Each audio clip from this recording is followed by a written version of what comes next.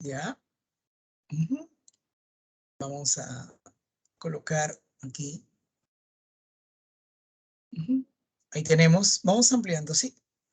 Vamos ampliando. Ahí está, ¿no? Ahí está.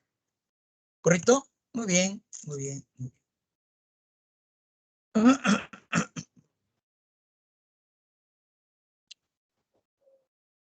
Etapa contemporánea o del siglo XX de la historia de la filosofía occidental.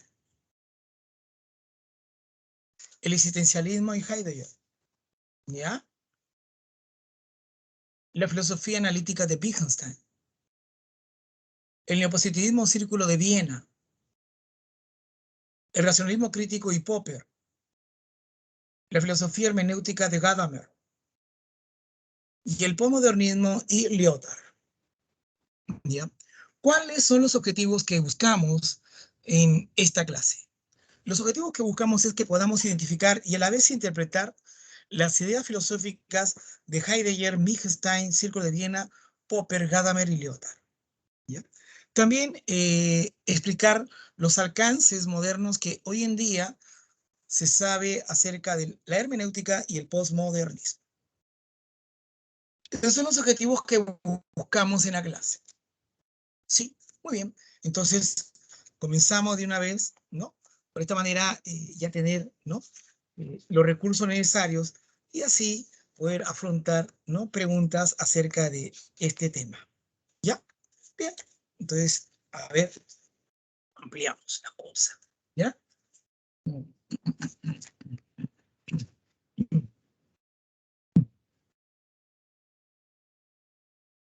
Veamos acerca del existencialismo, ¿no?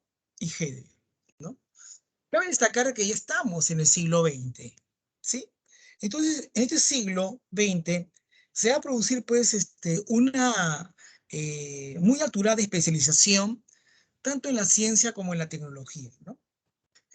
Aparece, pues, la robótica, la informática, las telecomunicaciones, la biotecnología, ¿no es cierto? ¿Correcto? Entre otras ciencias. ¿Está bien? De esta manera se asume la confianza en el conocimiento científico, ¿no? Surgiendo así una versión nueva del positivismo, la cual también da una posibilidad del surgimiento de una filosofía analítica, ¿no? ¿Está bien? Surge el existencialismo, ¿no? Donde hay una clara y muy profunda interés por el hombre, ¿no? ¿Está bien? Por su mundo, ¿sí? ¿Ya? Donde se tienen en cuenta sus angustias, sus temores, etc. Hay que señalar, pues, que en este periodo, ¿ya? La mayoría de estos filósofos trabajaron desde las universidades, ¿no? Especialmente desde la segunda mitad del siglo XX, ¿ya? ¿Correcto? Relacionado al lenguaje, a la propia filosofía del hombre, ¿no es cierto? Y que también en el plano político, económico, tuvo una resonancia tremenda, ¿no? No hay que olvidar que existieron las dos grandes guerras, ¿no? La Primera Guerra Mundial y la Segunda Guerra Mundial, ¿no? Las catástrofes nucleares, ¿no? ¿Correcto? El inicio de la conquista del hombre del espacio, ¿no? La competencia bipolarizada entre el imperialismo y el comunismo, ¿sí? ¿Está bien? ¿Correcto? Todas estas cosas que te le he mencionado son los que embrollan este contexto del siglo XX, especialmente en Europa, ¿sí? Muy bien, muy bien. Entonces, vamos a comenzar, ¿ya? El existencialismo de Heidegger, ¿no? Hay precursores. Tenemos al danés Søren Kierkegaard y Friedrich Nietzsche, que hemos visto, ¿no? Con el voluntarismo o el vitalismo con la voluntad del poder, ¿no? Lo hemos visto justo la semana pasada, ¿no? Las características que en sí embrollan, ¿no? En este caso, al existencialismo, ¿no? Es que en sí es una corriente filosófica y cultural que surge con mucha fuerza en la primera mitad, ¿no? del siglo XX, justo en la inmediatez de la Segunda Guerra Mundial, ¿no?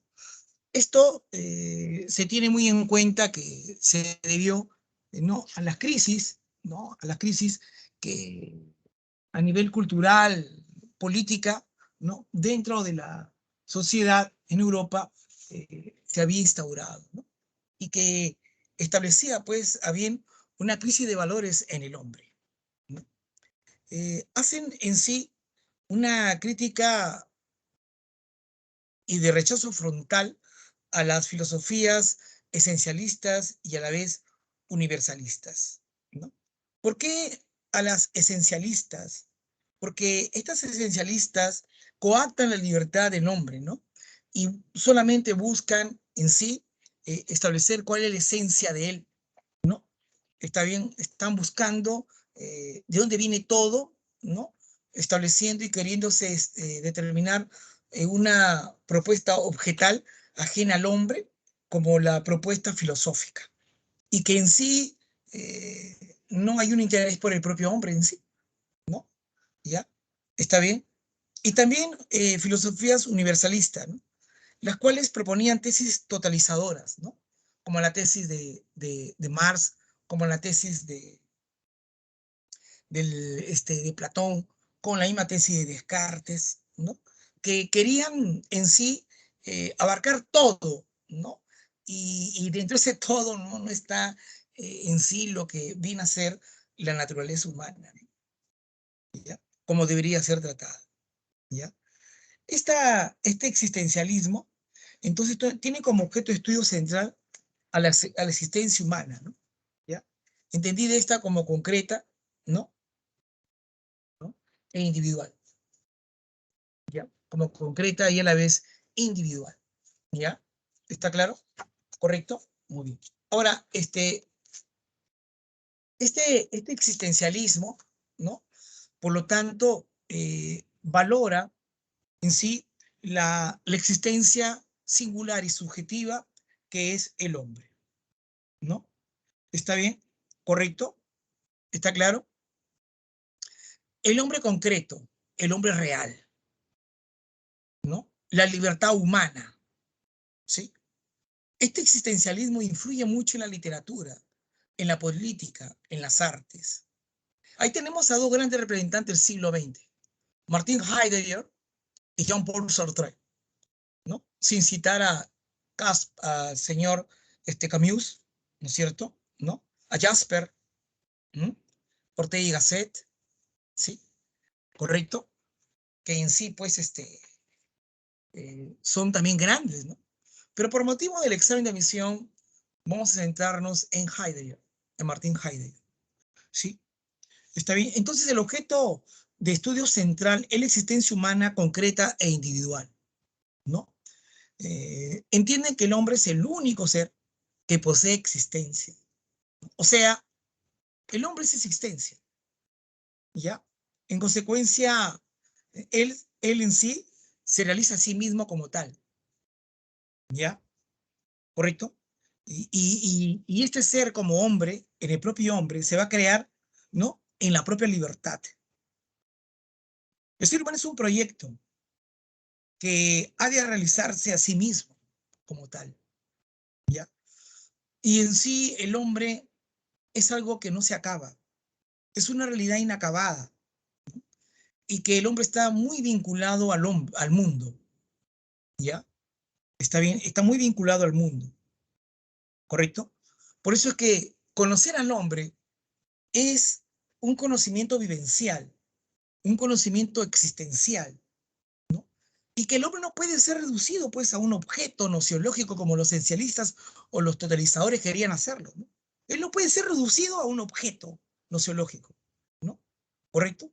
Estudiándolo mediante la distinción entre sujeto y objeto. Él no puede ser reducido a esos niveles, el hombre en su condición de tal.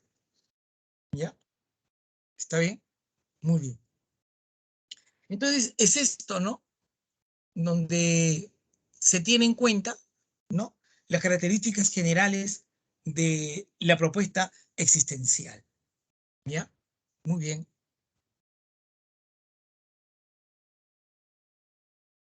Martin Heidegger, él es alemán, ¿ya? 1889-1976, ¿correcto? ¿Ya? Él pues piensa, reflexiona y entra en un mundo plasmado de interrogantes sobre el problema del ser, sobre el problema del ser. Y lo vinculó, este interrogante del ser, con la existencia del hombre. No puede hablarse de existencia si no citas al hombre. Entonces, citando tú la existencia, estás citando tú al hombre.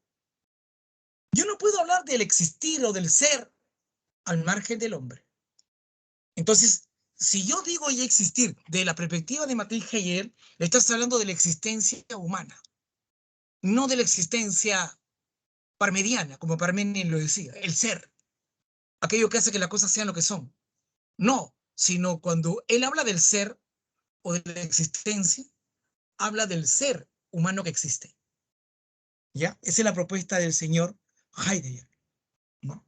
Razón por la cual esto motivó que se haya relacionado las ideas de Heidegger con el existencialismo como debe ser. ¿Está bien? ¿Ya? Este filósofo alemán, ¿no? Al hablar del problema del ser, lo vincula entonces ¿con quién? Con la existencia del hombre. ¿Está bien? No habla de existencia o ser, no. Ligado al hombre, vinculado al hombre. ¿Correcto? ¿Ya? Muy bien. Y entiende al hombre como existente, como alguien que está, como alguien que es, ¿sí? Es un existente, es un ser que está ahí, ¿no? Es un ser que existe como tal, ¿no? Es un ser que se expresa ahí, ¿no? Esa es la propuesta del señor Martin Heidegger. ¿Está bien? ¿Sí? ¿Correcto? Correcto, profe. Muy bien, muy bien, muy bien. ¿Ya? Entonces, este oriundo de Meskirch en Alemania, ¿no? ¿Ya? Consideró esto, pues, ¿no? Consideró que el problema del ser se vincula con la existencia del hombre. ¿Ya? Ante la pregunta, ¿el ser? Es preguntarse por el sentido de la palabra ser, pero no estás hablando del hombre, del ser, es una propuesta metafísica, ¿ves? ¿Ya? En cambio, si tú hablas de hombre, es un ente que posee existencia o ser. Si no, no es lo que es, o sea, no sería hombre. En consecuencia, el problema del ser se ha de circunscribir, se ha de entender qué es el ser humano. ¿Qué somos nosotros los humanos? Ahí está encerrada el problema del ser, en querer establecer qué es el hombre, ¿os parece? ¿No? El hombre como existente. Te preguntar por el ser es la pregunta por el sentido de la palabra ser. Es una propuesta netamente ontológica. Pero el hombre es un ente que posee cero existencia. Por eso, el problema del ser ahora se reduce a preguntar primero por el ser humano. ¿Quiénes somos? ¿Mm? Ese ser del hombre implica estar ahí, ser ahí como tal. Es estar ahí como hombre, es ser ahí como hombre, ¿correcto? En alemán, el ser Dasein, es la existencia, la cual solo corresponde al hombre, la cual solo corresponde al hombre. Entonces, cuando hablamos ya del Dasein, estoy hablando de la existencia que corresponde solo al hombre. Eso hace que el hombre sea hombre, la existencia de hombre. Y solamente el hombre lo tiene. Ninguna otra entidad, ningún otro objeto lo tiene. ¿Quién lo tiene? Solo el hombre. Esa es su esencia, existir. Por lo tanto, el hombre es un Dasein, es una existencia. Y esta existencia, este Dasein, esta calidad de ser como es como hombre, el hombre no lo eligió. Él fue arrojado a este mundo como tal, o tú has pedido venir así. Creo que no, ¿no? Me parece que no. ¿Mm? ¿Está bien? Y así fue arrojado al mundo.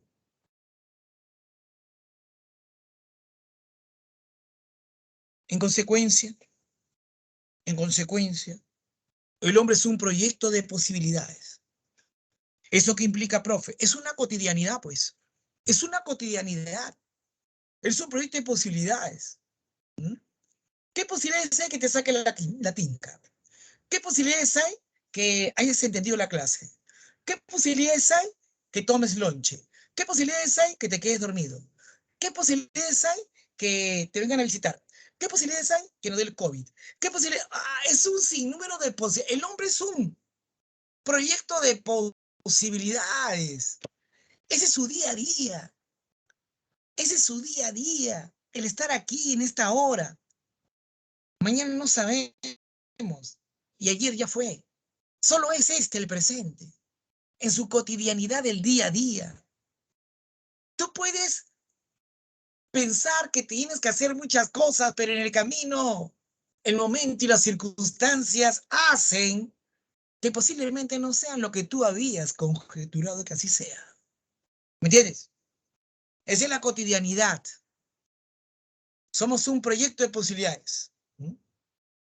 ¿Qué posibilidades hay que te logres casar a los 24 y 28 años? ¿Qué posibilidades hay que tenga, o sea, es un sinnúmero de, esa es la cotidianidad, ¿correcto? Esa es la cotidianidad en el hombre. Manjas, ¿está claro? ¿Ya? ¿Está bien?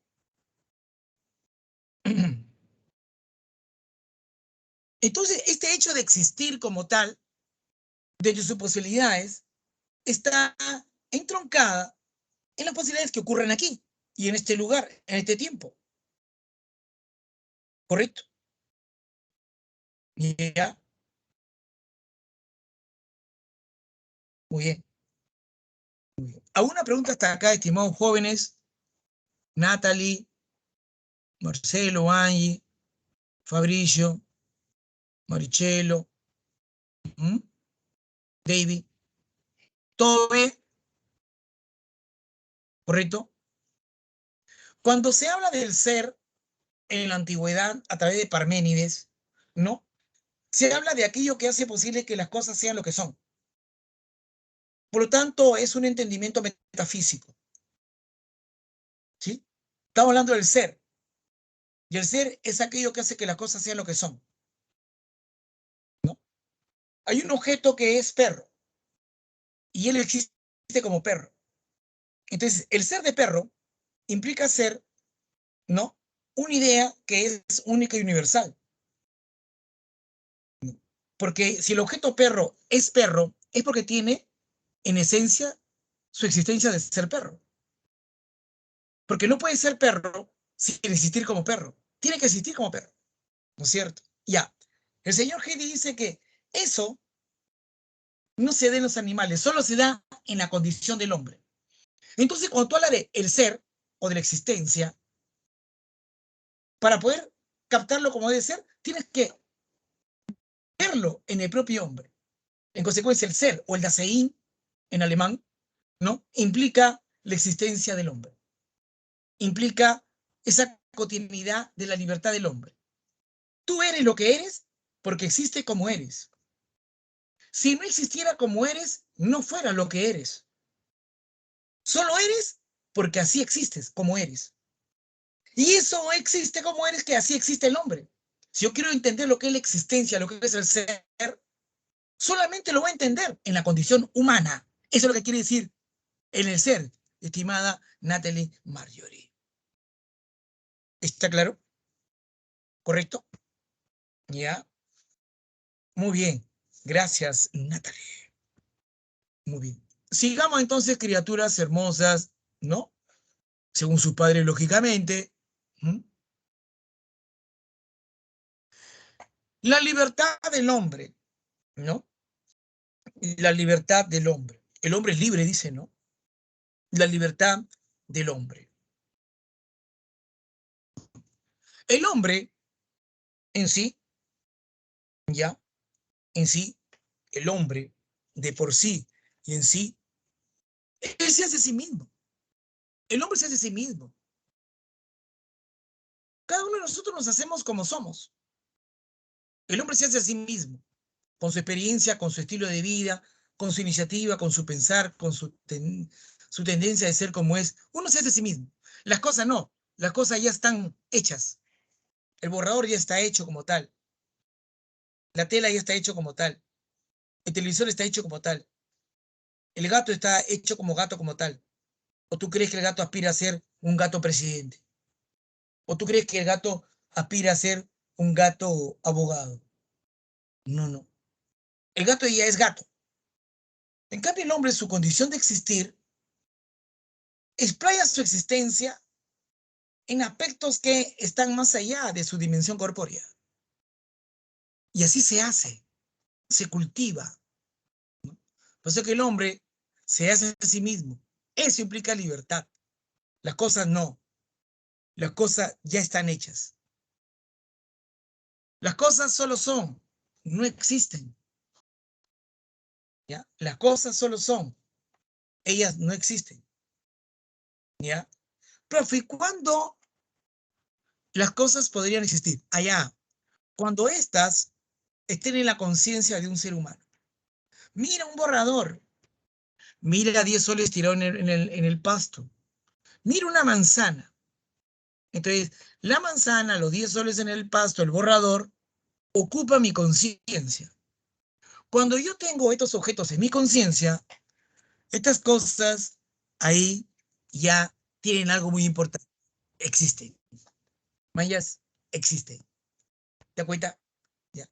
Entonces, mi Dasein, mi existencia, ilumina a las cosas y hace posible que las cosas en mi conciencia, que están iluminadas, logren existir y diría, ese borrador es mío, ese desorden es mío, esa manzana es de Gabriela, dale.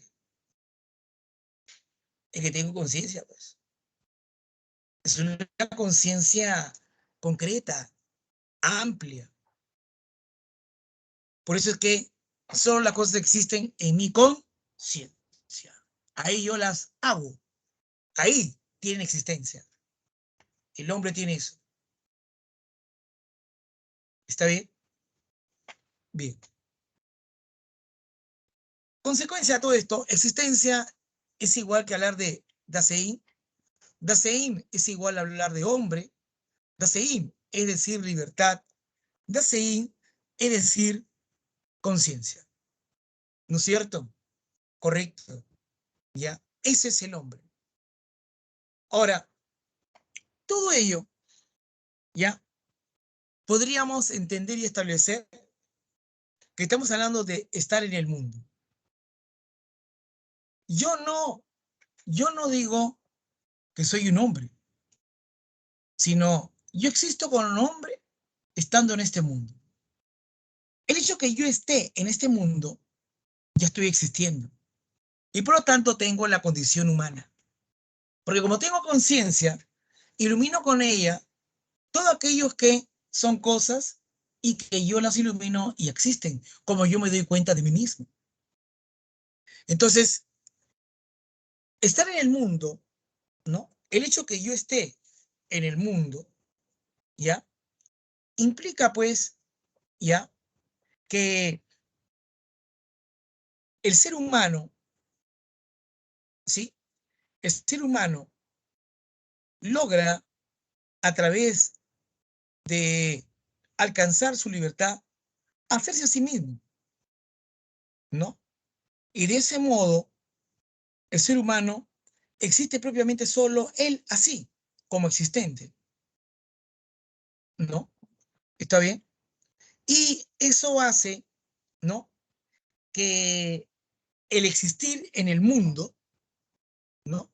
Estar en el mundo implica que yo tenga que empoderarme de este mundo, ¿ya? Estar en el mundo no implica hacerme yo una cosa más en el mundo. No, no, no, no, no, no, no, no. Yo voy a conquistar el mundo. El hombre está entre las cosas del mundo, deambula entre las cosas del mundo, ¿no es cierto? Y con su actitud de trascendencia, ¿no? Se relaciona con estas cosas del mundo, porque para él les son útiles. Yo me relaciono con este dispositivo de la laptop. Yo me relaciono con algunos apuntes que debo de tomar o de tener en cuenta. Yo me relaciono con ustedes. Yo me relaciono con la temperatura de mi contexto. Yo me relaciono con el ambiente donde yo estoy, ¿no es cierto? Y en ello yo lo veo que es útil y lo cuido. Porque ese es mi mundo que yo estoy construyendo. ¿Tú te imaginas cómo construye el mundo un esquizofrénico? ¿Tú te imaginas cómo construye su mundo un pescador? ¿Tú te imaginas cómo construye su mundo un juez de primera instancia? ¿Tú te imaginas cómo construye su mundo un mendigo? El mundo es construido por las concepciones que tú tienes alrededor de ti. Y lo manejas y los cuidas porque te son útiles, ¿sí? Cuando ya no te rodeas de esa parte de ese mundo, cuando ya no te relacionas, deja de ser útiles. Y entonces la vuelvo a ver útiles con mi trascendencia, con mi interés, con mi cuidado. En consecuencia, el hombre creará su propio mundo.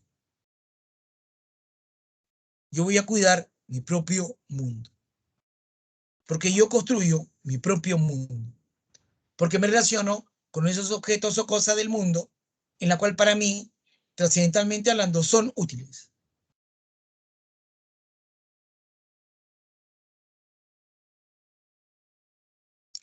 ¿Está bien? Ahora, ahora, el gran Martin Heidegger dice que, dice que, dice él, ¿no? Que la única posibilidad auténtica del hombre, la única posibilidad auténtica de subsistencia del hombre es la muerte. Por lo tanto, el hombre es un ser para la muerte. ¿Sí? ¿Correcto? Es un ser para la muerte. ¿Ya? Señala Heidegger, ¿no? Que obviamente que estar en el mundo es algo plenamente activo, porque así está entre las cosas. Porque él es en sí un sinnúmero de aspectos que puede ser, un sinnúmero de posibilidades, ¿no es cierto? Correcto, ¿ya? Pero él señala, ¿no? Heidegger lo dice, ¿ya? Que Heidegger tiene pues a bien, ¿no? Una condición eh, bastante pesimista, ¿no? ¿Está bien? Tiene una visión bastante pesimista, ¿no? Indicando pues que el hombre, ¿no? El hombre, ¿no? Existente, ¿sí? Tiene muchas posibilidades de saltar, ¿no? ¿Ya?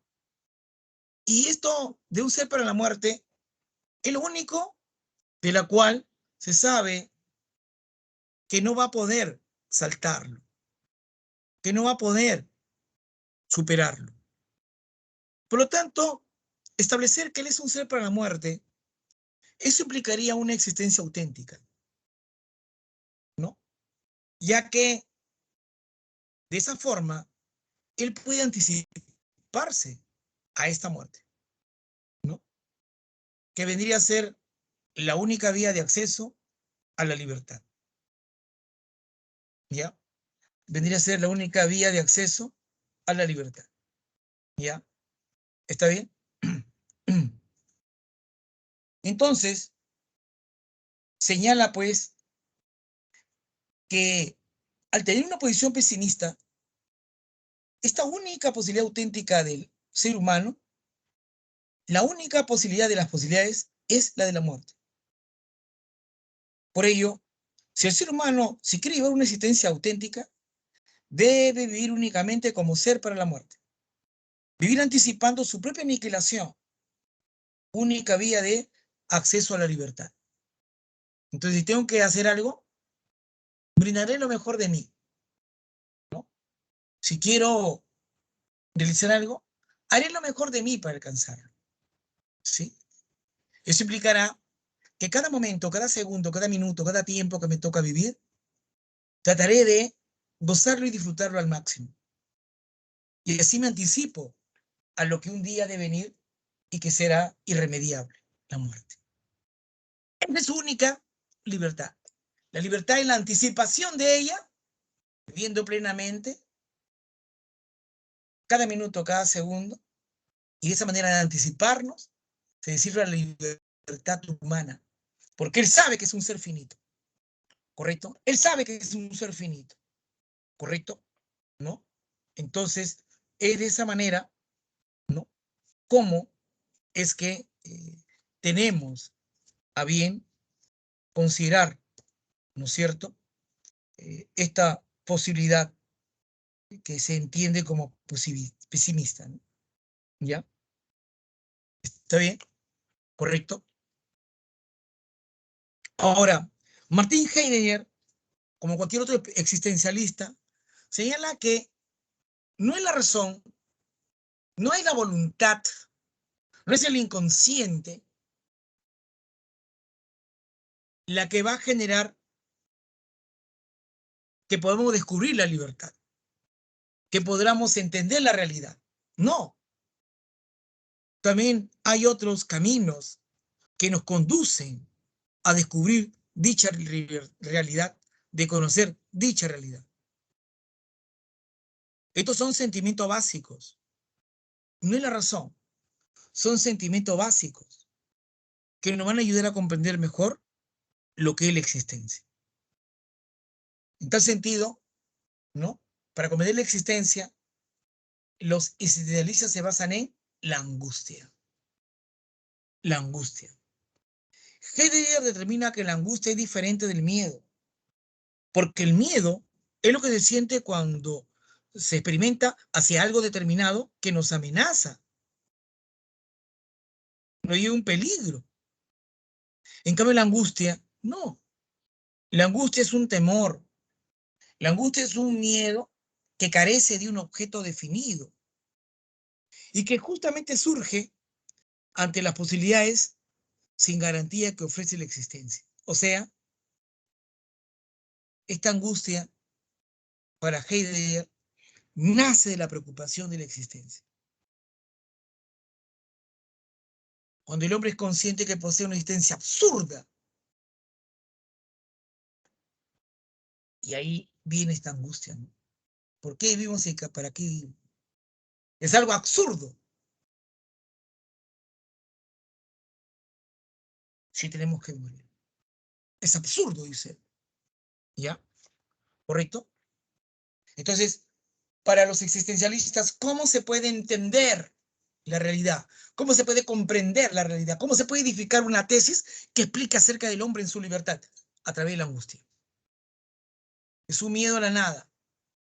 Es un miedo que surja al comprender que nuestra existencia es absurda, que no tiene razón de ser. ¿Por qué? ¿No? Es que existimos.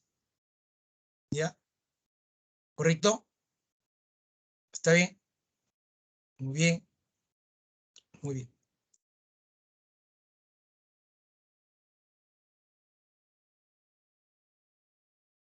A una preguntita de acá, estimados existencialistas, a una preguntita. ¿Todo está bien? Mira que son 4:44. ¡Qué bárbaro! ¿Cómo pasa el tiempo, compadre? Vuela, vuela. ¿Ya? ¿Todo bien, no? Bien, bien, Natalie.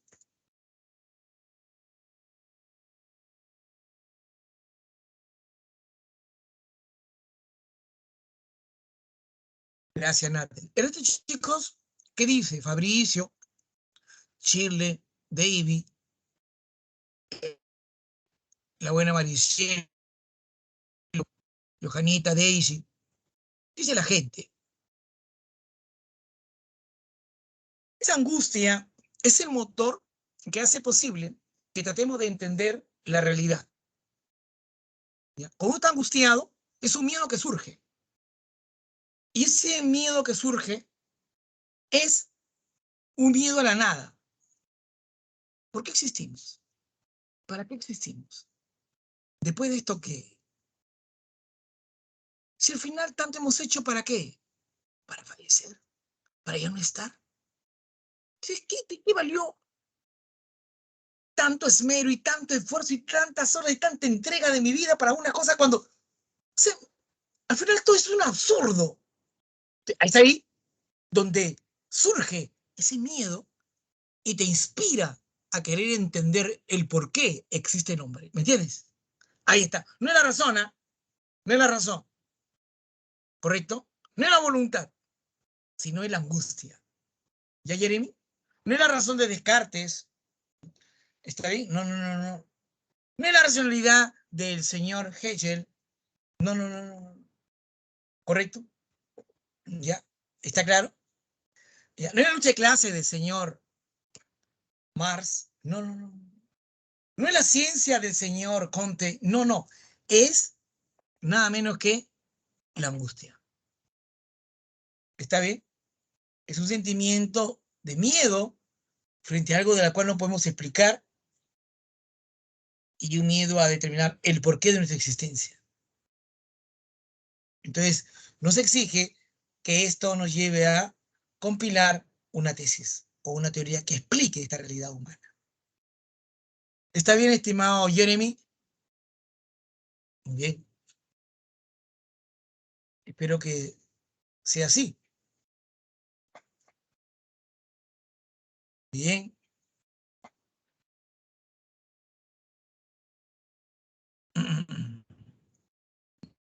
Bueno, muy bien. Pero Jeremy, gracias. La filosofía analítica de Wittgenstein.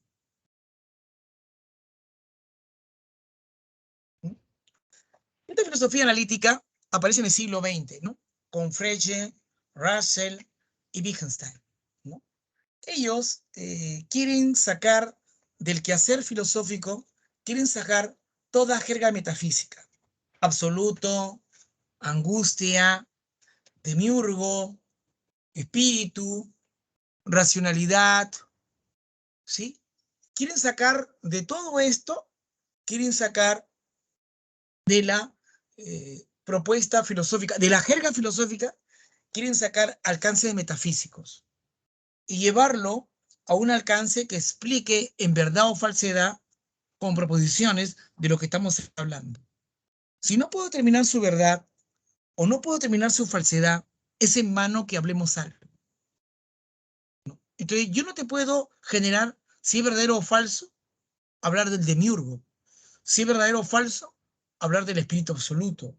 Si es verdadero o falso, hablar de la aletheia de Sócrates. Entonces, no, entonces, todo aquello que no se pueda demostrar en un plano comprobado, experimental, se tiene que dejar de lado. Eso es lo que pretendía la filosofía analítica. Por eso, aquí dice, ¿no? El uso, ¿no? De la lógica formal para validar conceptos, proposiciones y el contexto del uso del lenguaje filosófico. ¿Entiendes? ¿No? Por eso es que hace una crítica a la metafísica y orienta la filosofía a la ciencia. ¿Te acuerdas? ¿No? Orientan la filosofía a la ciencia. La filosofía es orientada a la ciencia. ¿Mm?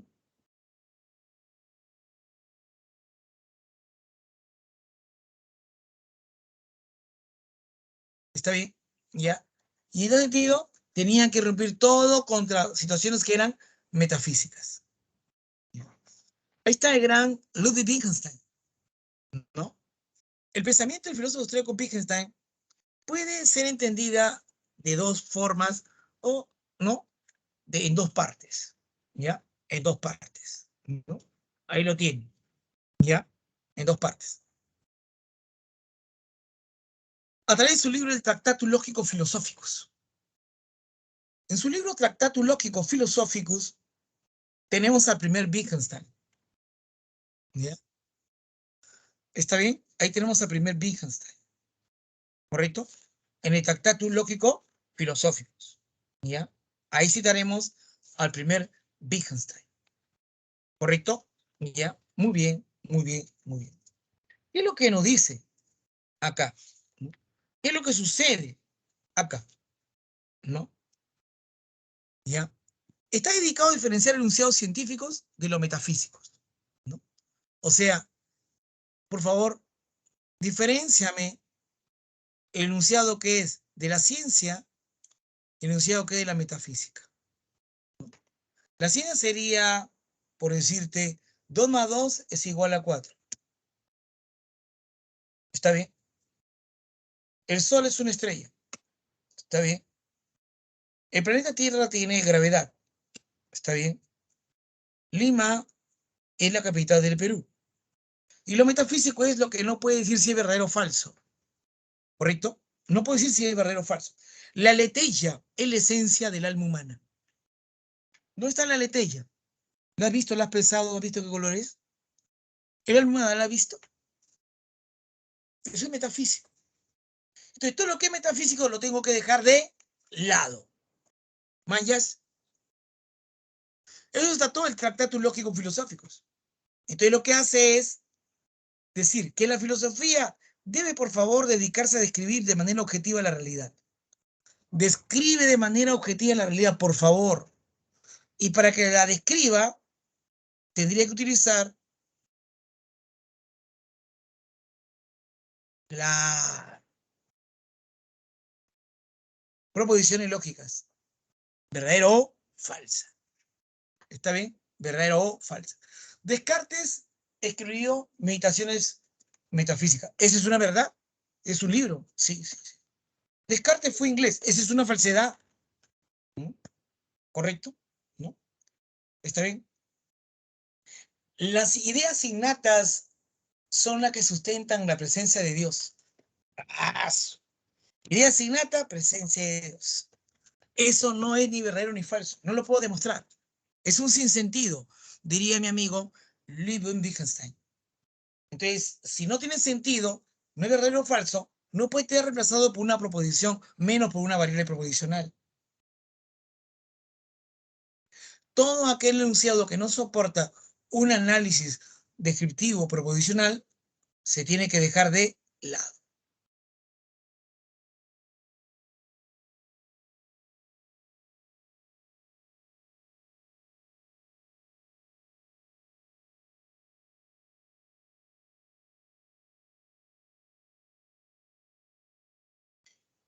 ¿Está bien? Muy bien. Una pregunta hasta acá, estimados jóvenes. Jóvenes, ¿se entendió?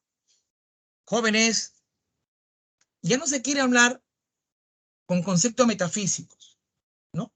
La metafísica es una disciplina filosófica que trata de estudiar aquellas entidades que determinan, ¿no? El principio, los primeros principios de todo lo existente, ¿no?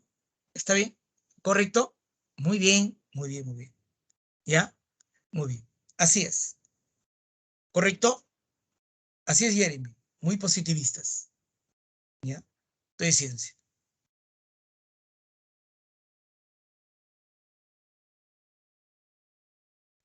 ¿Está claro? Bien. ¿Qué más decimos, profesor? Rapidito. Lo que más, aquí a continuación lo que decimos, ¿no? Lo siguiente, ¿no? Que los enunciados, ¿ya? Que en sí eh, son diferentes y no corresponden con la realidad, serían enunciados sin sentidos, ni verdaderos ni falsos, ¿ya? Y que hay que tener muy en cuenta lo que son los hechos atómicos, ¿ya? La palabra cosa para el señor Wittgenstein es cualquier objeto de la realidad.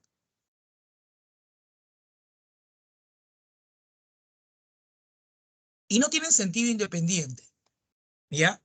Mesa es una cosa, ¿sí? ¿Está bien? Cuaderno es otra cosa. ¿Mm? Árbol es otra cosa. No tienen sentido independiente, son el objeto de la realidad, ¿ya? En cambio, en cambio, el hecho atómico, ¿ya? El hecho atómico se constituye por cosas, ¿no? ¿Está bien? Se constituye por cosas, ¿no? ¿Está bien? Entonces, si tú hablas de un hecho atómico, está hablando de una cosa que se va a relacionar con otra cosa, ¿no? Pero la cosa por sí sola no tiene sentido. Entonces, yo tengo una cosa uno vaso y una cosa dos que es mesa, y lo relaciono, ¿no? Y si lo relaciono tiene sentido, ¿ya? Y si tiene sentido, entonces es que se expresan en el pensamiento, ¿no? Y se puede generar una proposición. El vaso está sobre la mesa. Y se puede generar, ¿no? A bien, una proposición, del cual puede decir si es verdadero o falso. Ahí está, ¿no? El vaso está verdadero, verdadero. No está sobre la mesa, falso. ¿Me entiendes? Correcto. ¿Ya? Entonces, eso sería un hecho atómico. Aquella que relaciona cosas entre sí. El mundo está, por lo tanto, constituido por hechos atómicos. Claro, el mundo se constituirá por hechos atómicos. ¿Ya? ¿Qué es la teoría figurativa que habla el señor Wittgenstein, profe? Ah, es que una proposición, ¿ya? Ten en cuenta, ¿ya? Una proposición, ¿no? Es una, es una imagen, ¿no? Está, ¿no? Ahí está, el vaso está sobre la mesa. Esta es una imagen, es una figura, ¿no? ¿Está bien? ¿Correcto? De lo que está ocurriendo acá, ¿no? ¿Está bien? Y eso indica que es un hecho atómico, así es. Y una correspondencia, ¿no es cierto? ¿Ya? Entre lo que en sí sucede en la realidad y con lo que se dice en la proposición. Hay una correspondencia lógica.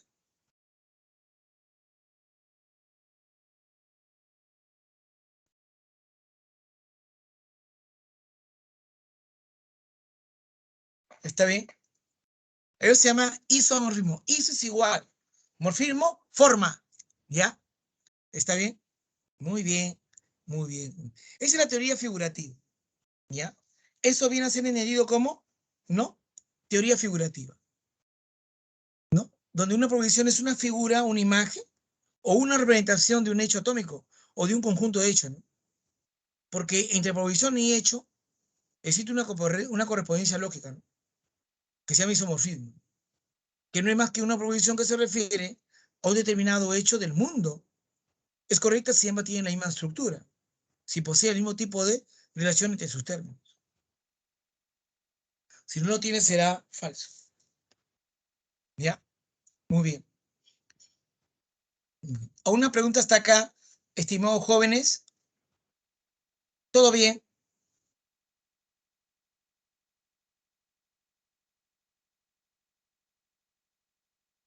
¿Todo bien? Sí, no. Todo bien. No me contestan por el chat. Se han quedado dormido, creo. Oye, despierta. Oye, Fabricio. Jeremy. Oye, Natalie. David. ¿Ah? Angie.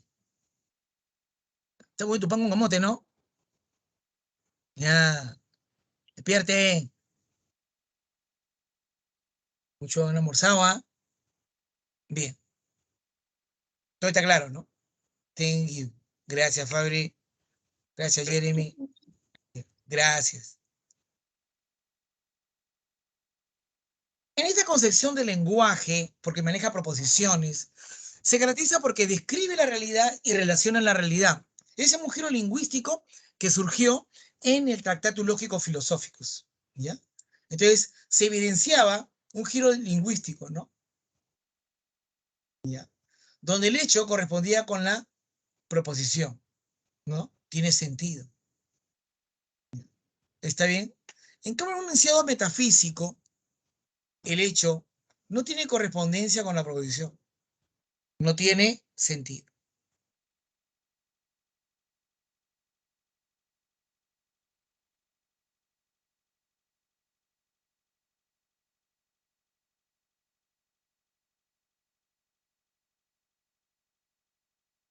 ¿Correcto? ¿Ya? El hecho no tiene correspondencia con la proposición. No tiene sentido, pues, ¿no? ¿Ya? Decir, Lima es la capital del Perú. Oye, es un hecho, ¿no? Es la primera ciudad de importancia del país llamado Perú. Y la proposición dice, Lima es la capital, eso sí tiene una descripción adecuada, ¿no? Y carambas, esto es verdadero. Pero decir, la existencia precede a la esencia, aquí hay un término metafísico, existencia. Otro término metafísico, esencia. ¿Es verdad que la existencia precede a la esencia? ¿O es mentira que no se sabe? Por lo tanto, esto, esto es un enunciado metafísico.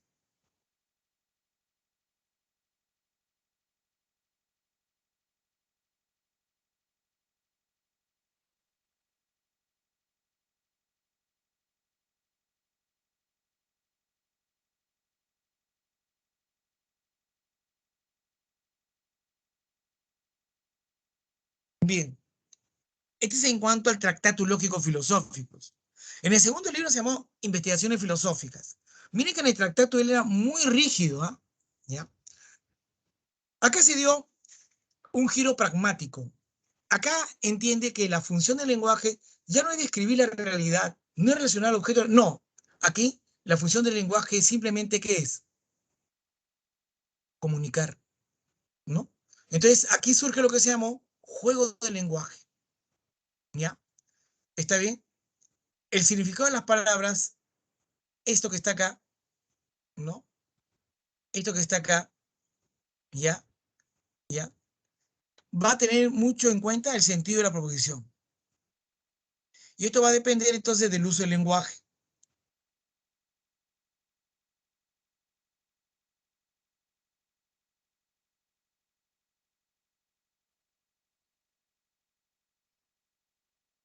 Acá, el uso correcto de las palabras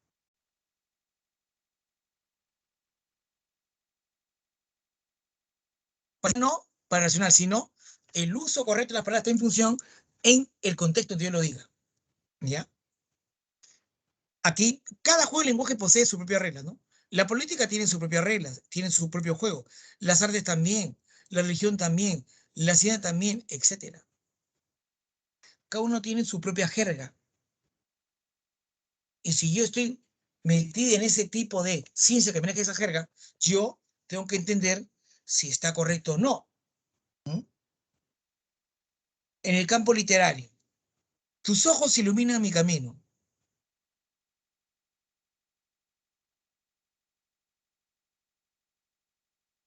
Solo la fe no guiará a la correcta religión. Entonces, aquí tenemos un contexto.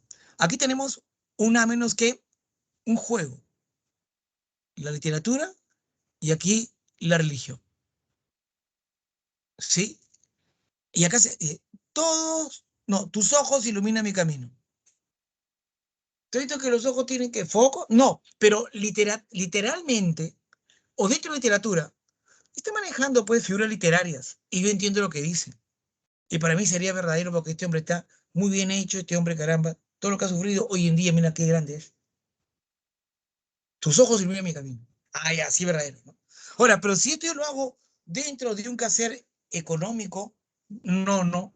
Tiene que estar dado dentro de un contexto. Si esto estaba antes en la época del tratado, lo mandan al diablo esto, pues. Es ni verdadero ni falso. Igual en el campo religioso, solo la fe nos guiará a lo correcto. Es aceptado.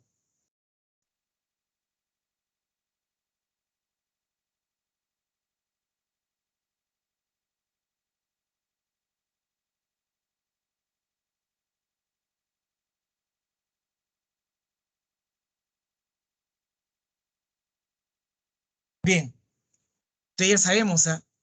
Correcto. ¿A una pregunta hasta acá? A una pregunta hasta acá, estimados jóvenes.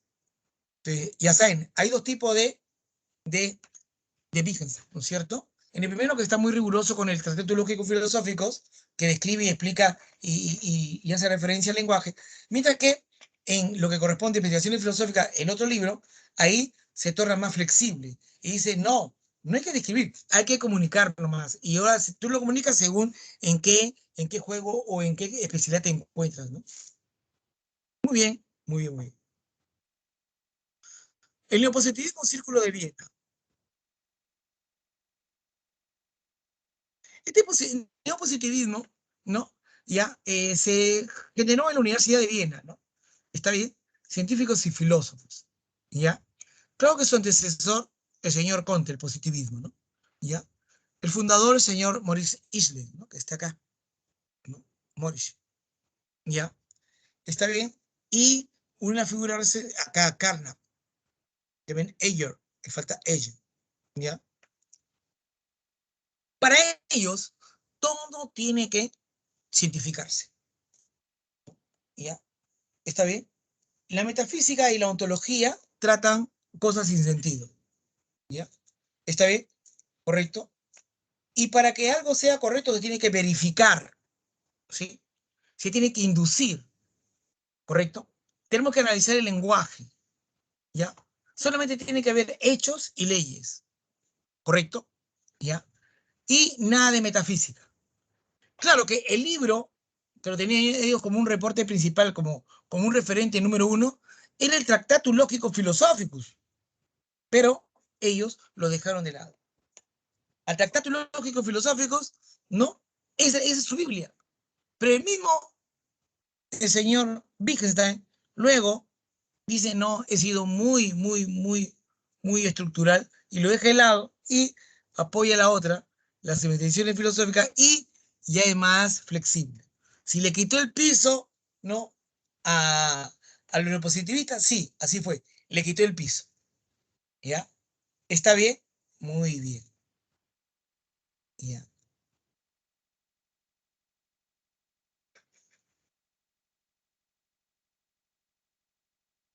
El razonamiento crítico y Popper. Popper, ¿ya? El señor Popper, él consideró, como epistemólogo, él consideró que una disciplina al hacer ciencia cuando apela al principio del contraejemplo o la falsabilidad. Para él, las hipótesis tienen que ser falsas y no verdaderas. ¿Ya? ¿Está bien? Por eso el señor Popper fue en contra de la propuesta de los neopositivistas, ¿no? ¿Ya? Popper decía que primero la teoría, luego la observación. ¿Ya? Primero la teoría, luego la observación. ¿Está bien? Los hechos adquirirán un peso determinante si está bajo una teoría, ¿sí? ¿Ya? ¿Está bien? ¿Ya? Y una teoría cada vez más válida si es que cada vez es más coherente. ¿Ya? ¿Correcto? Y para que haya esa contrastación y que un conocimiento de cualquier disciplina pase a ser científico, se necesita demostrar que es falso. Se llama la falsabilidad, ¿no? ¿Está bien? Popper decía, para que tu hipótesis sustente un conocimiento científico, yo trataré de demostrar que tu hipótesis es falsa. Si yo hago todo lo posible con todas las herramientas que tengo para demostrar que tu hipótesis es falsa, te tumbo tu teoría. Pero si hago todo lo posible para tumbar tu hipótesis y no logro demostrar que es falsa, entonces aún tu teoría está vigente. Pero déjame seguir investigando. Aún tu teoría está vigente. No te la creas. Eso es lo que dice Popper. ¿Correcto? Se llama la teoría de la falsabilidad. ¿Ya? ¿Está bien? Hay que buscar un contraejemplo. ¿Ya?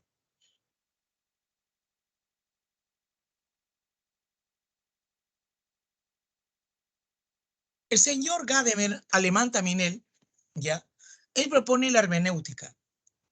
Él propone la hermenéutica, ¿ya? Y la hermenéutica en sí viene del griego hermeneuin, que implica descifrar o interpretar un mensaje o texto, ¿ya? Y aquí nos dice que la hermenéutica tú puedes verlo como filosofía, como método, etcétera, ¿no? Mira, la hermenéutica, ahí está su libro de Verdad y Método, del señor Gadamer, ¿ya? Es un conjunto de reglas y métodos.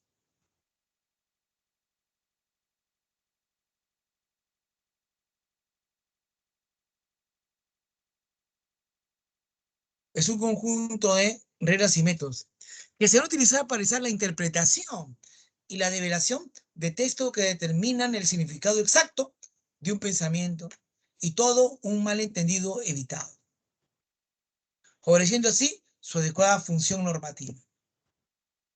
Dice que la pretensión de verdad de la hermenéutica es radicalmente distinta a la de las ciencias. La verdad solo puede ser parcial, transitorio y relativo. ¿Mm? ¿Correcto? Estas surgen de la pertenencia del sujeto al ámbito de lo que él, para él es interpretable.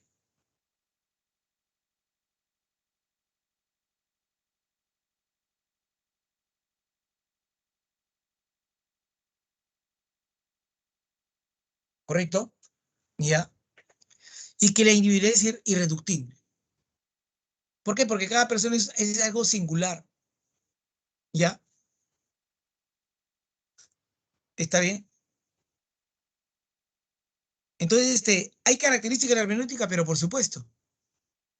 Que la filosofía hermenéutica implica interpretar, ¿no? Ahí están las características. Interpretar un texto más allá del sentido literal. ¿Mm? Nunca se llega a comprensión final o definitiva de un texto. Nuestro mundo es como un texto inacabado, no es estático, atraviesa relatos. Se interpreta y se reinterpreta el texto.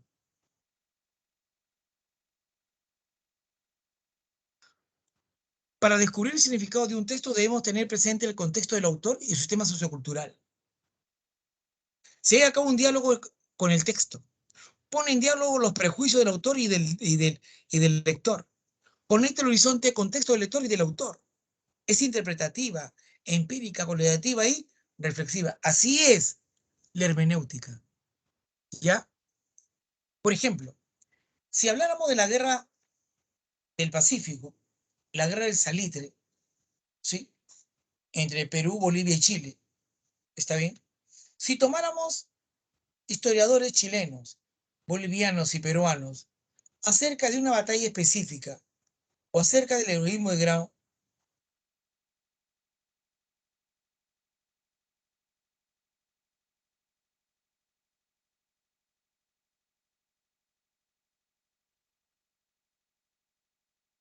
¿no?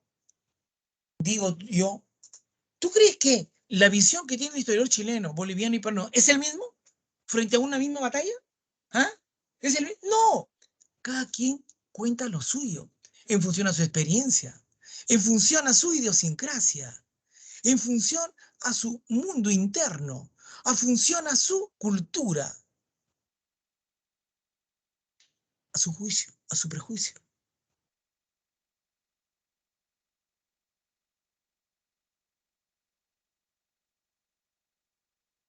Así están las cosas, ¿no? ¿Correcto? ¿Está bien? Usted quiere comprender, quiere entender, ¿no? Está bien, ¿no?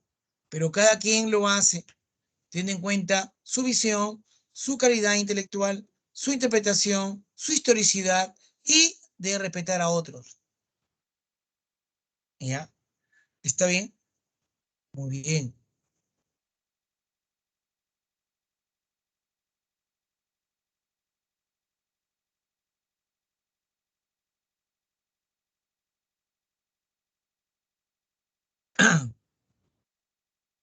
Claro, pues es que son perspectivas distintas porque cada quien, incluso entre los mismos historiadores peruanos, acerca de una batalla, tienen cierta similitud, pero no del todo.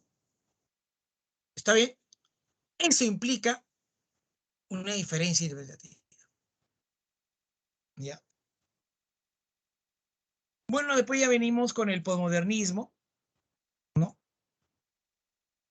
El posmodernismo, ¿ya? Es una filosofía que nace, ¿no? A mitad de los años 60, 70, ¿correcto? Y que establecen una competencia con la filosofía anterior. Toda la filosofía anterior le llaman filosofía moderna, donde apela mucho a la racionalidad para poder entender la realidad. Apela mucho al dualismo, donde siempre hay un bien contra un mal, donde apela mucho a los metarrelatos, o sea, encierran la historicidad, encierran la realidad en palabras y contextos y en ideas particulares de cada quien. ¿Ya? Tiene una visión totalizadora y consideran la verdad como universal también, ¿correcto? ¿Ya? Y ellos dicen que este tipo de filosofía ya caducó, ¿no? Y tratan de gobernarlos con valores que son únicos para todos. En cambio, el pueblo de Río va contra todo eso, ¿no? Contra todo eso, ¿no? Está bien, cuestiona los textos, ¿ya? Hace un giro lingüístico, trata de ser inclusor o inclusivo, ¿no es cierto? Hoy en día, pues, en cierta parte de América, por decir todos, estás hablando de hombres. Si dice todas, estás hablando de mujer.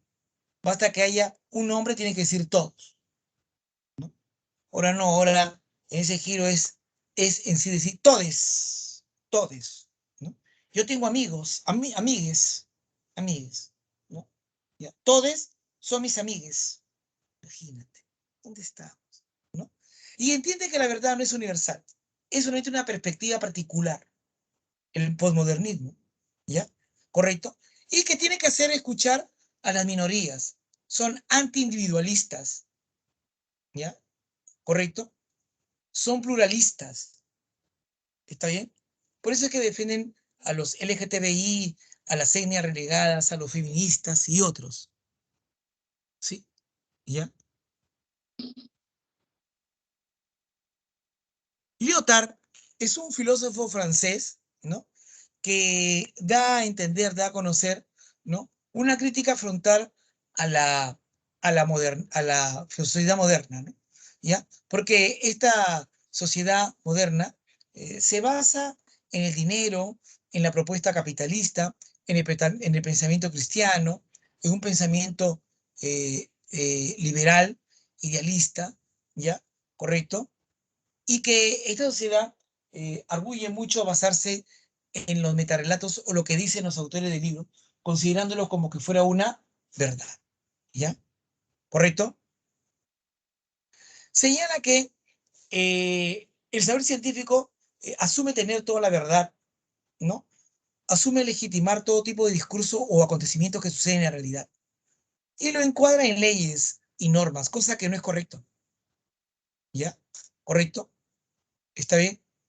Porque esto corresponde al devenir humano, al devenir del propio grupo, del propio hombre, y no de las normas, ¿no? ¿Está bien? Y que todo aquello que es normativo y que es verdadero es porque es justo, ¿ya? Y hay que entender que hoy en día la sociedad es comunicacional, ¿ya? Siempre estamos en comunicación y en comunicación, ¿no? A través de las redes sociales, ¿no? ¿Te das cuenta? Todo el mundo para con su internet, con todo lo que viene a ser, pues, el servicio, ¿no? Que hace que todo un ser humano tenga bien la exclusividad del conocimiento, ¿no? Señala que tiene que haber una estrecha relación entre ciencia, ética y política. No estamos diciendo algo en el cual éticamente no cumplamos y que políticamente tampoco.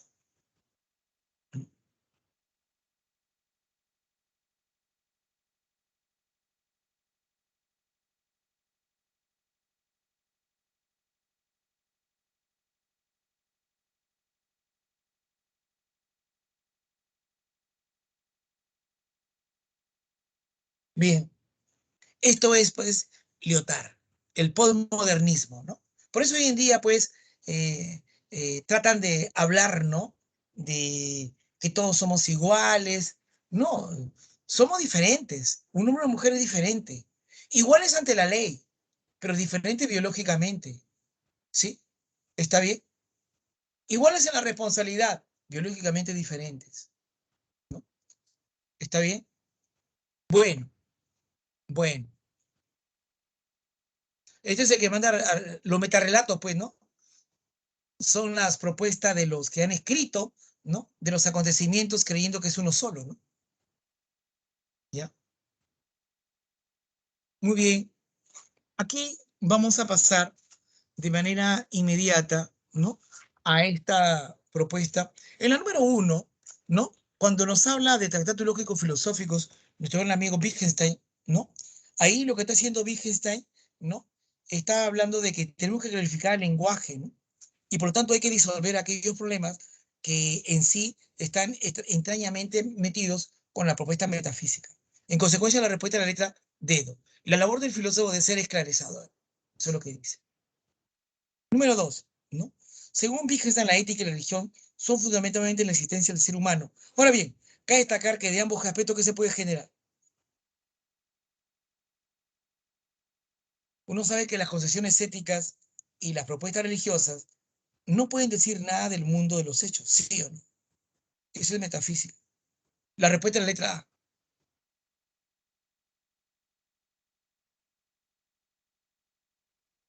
Número tres, en el contexto del Tractatus, la carpeta de color gris es una proposición que figura un hecho. ¿Sí o no? Claro. ¿Ya? Letra A. Claro. Número cuatro. Número cuatro. Indica cuál es la afirmación correcta según Wittgenstein que concibe al giro lingüístico. Allá, lo que concibe al giro lingüístico, ¿no? Está determinado a bien, ¿no? Que el lenguaje se expresa a través de proposiciones, ¿no es cierto? Las cuales van a describir la realidad y esto van a generar que sean proposiciones verdaderas o falsas, ¿sí o no? Por lo tanto, la respuesta es la letra dedo. El lenguaje se expresa por conjunto de proposiciones. 5. Según Martin Heidegger, el Dasein se caracteriza por, bueno, uno sabe, según lo que dijo el señor Heidegger, que el Dasein se encuentra aperturado al mundo, por ello es que se relaciona de manera cotidiana con los útiles que son las cosas, en la conciencia humana. ¿Sí o no? Claro. Respuesta, letra D. Relacionarse de manera cotidiana con las cosas. 6. Sería la opción correcta de acuerdo a la filosofía de Heidegger. Ajá, ajá, ¿no? Lo auténtico de Dasein es reconocer que es un ser para la muerte. Claro, ahí estamos de acuerdo. ¿No? 2. Se mantiene al margen del método filosófico de la... No, no, no, no. Está comprometido con la fenomenología, con describir lo que ocurre en la conciencia humana. ¿No? 3. Distingue el ser del ente para propiciar así el olvido del ser. No, no propicia el olvido del ser. El reconocimiento del ser, más bien, solamente la letra A. 7. Marque la opción correcta de acuerdo a la teoría de Popper. ¿No? A, B, C. Bueno, Popper decía que para contratar una teoría se tiene que refutar mediante un contraejemplo, una falsabilidad. Toda teoría debe ser susceptible a refutarla. Si no la puedes refutar, entonces no podés corroborarla. Puede ser aceptada provisionalmente, pero nunca verificada. Por lo tanto, la respuesta ¿cuál es? La letra de dedo. Claro.